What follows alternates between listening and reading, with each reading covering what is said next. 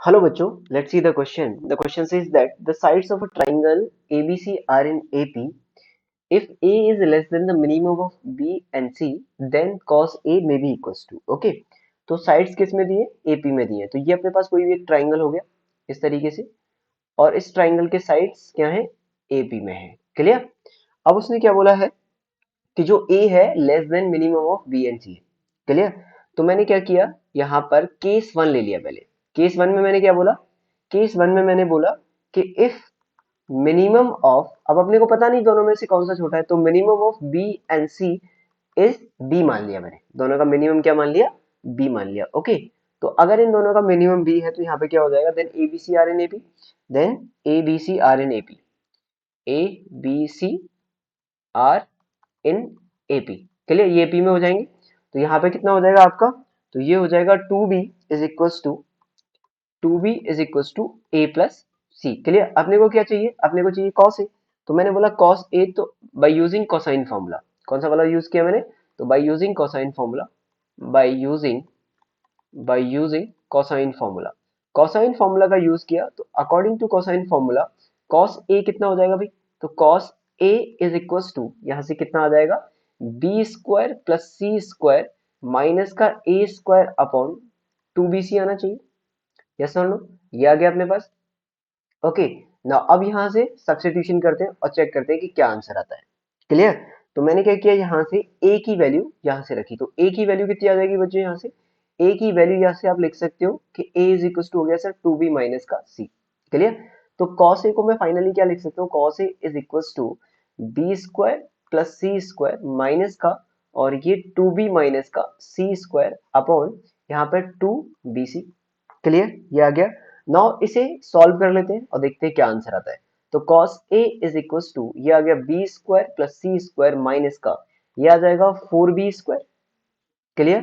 Four B square, और यहाँ से माइनस का सी स्क्वायर, और यहाँ से प्लस का two into two into two B C. Clear? Upon यहाँ से कितना आ जाएगा? Two B C. Okay, now C square से सी स्क्वायर कैंसिल आउट हो गया, तो सी स्क्वायर से सी स्क्वायर कैंसिल आउट. ये कितना बचेगा यहाँ पे? माइनस का थ्री बी स्क्वायर. तो माइनस का थ्री बी स्क्वायर हो गया, और यहाँ से प्लस का four B C upon two B C आ गया. क्लियर? ये मेरे पास कौन से आ गया. अब मैंने ऊपर से b कॉमन लिया और ऊपर से नीचे से कैंसिल किया, तो ये कितना बचेगा? ये बचेगा फोर सी माइनस का थ्री बी अपॉन टू सी.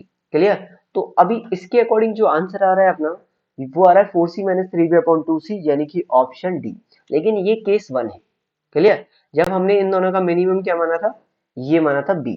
अब मैं क्या मानने वाला हूँ कि minimum of this is C. तो मैंने यहाँ पे क्या किया? केस टू लिया. Case two. अब केस टू में बच्चों मैंने क्या बोला? केस टू में मैंने बोला कि minimum of, if minimum of B and C is equal to C. अगर ऐसा है तो अब एपी में क्या हो जाएगा? Then A C B are in AP, are in AP. अब ये एपी में हो जाएंगे. अगर ये एपी में है तो two C is equal to कितना हो जाएगा? ए प्लस बी हो जाएगा. Clear? Now using cosine formula cos A equal to क्या है? तो cos A is equal to अपने पास वही B square plus C square, B square plus C square minus का A square upon two B C. Clear? तो यहाँ से cos a की वैल्यू कितनी आ जाएगी? तो cos a is equal to बच्चों B square plus C square. अब यहाँ से a की वैल्यू क्या लिख सकता हूँ मैं? माइनस का टू सी माइनस बी का होल स्क्वायर. क्लियर? ये आ गया. नाउ इसे सिंप्लीफाई करो अपॉन ये कितना है? To B C. ओके, इसमें कितना आ रहा था? इसमें भी ये आया था टू बी माइनस सी का स्क्वायर, और यहाँ पे भी कितना आ गया? Two B two C minus, sorry two C minus B का स्क्वायर आ रहा है यहाँ पे. तो ये कितना हो जाएगा? cos a is equal to, ये आ गया बच्चों B square plus C square, और यहाँ से कितना आ जाएगा? यहाँ से आ जाएगा आपका प्लस माइनस का फोर सी स्क्वायर माइनस का बी स्क्वायर, और minus minus plus four B C upon बच्चों यहाँ से कितना आ जाएगा आपका? Two B C. क्लियर? ये आ गया. अभी हमने क्या किया, यहाँ से मैंने इसमें से बी स्क्वायर को कैंसिल आउट कर दिया. क्लियर? तो इसमें से बी स्क्वायर से बी स्क्वायर कैंसिल आउट हो गया. तो यहाँ पे अभी मेरे पास cos a की वैल्यू कितनी बचेगी बच्चों? तो यहाँ पर cos a बचेगा अपने पास. तो cos a is equals to C square, तो माइनस का थ्री सी स्क्वायर और प्लस का फोर बी सी अपॉन ये कितना आ जाएगा? Two B C. क्लियर? ये कितना आ जाएगा बच्चों, cos A is equal to c, ऊपर से कॉमन ले लो, तो c जब हमने कॉमन लिया तो यहाँ पे कितना बच जाएगा, ये बच जाएगा 4b माइनस 3c अपॉन, और ये अपने पास 2b बच जाएगा। क्लियर, ये आ गया। अब अपने को आइडेंटिफाई करना है कि इसमें से आंसर कौन सा होगा। क्लियर, तो अब इसका आंसर क्या आ रहा है भाई, आंसर चेक कर लो अब इसका। क्लियर, तो ये आ रहा है 4b माइनस, यहाँ से कितना आ रहा है 4b minus 3c upon 2b, और यहाँ से कौन सा आंसर आ रहा था अपना, इससे इससे आंसर आ रहा था 4c माइनस 2b।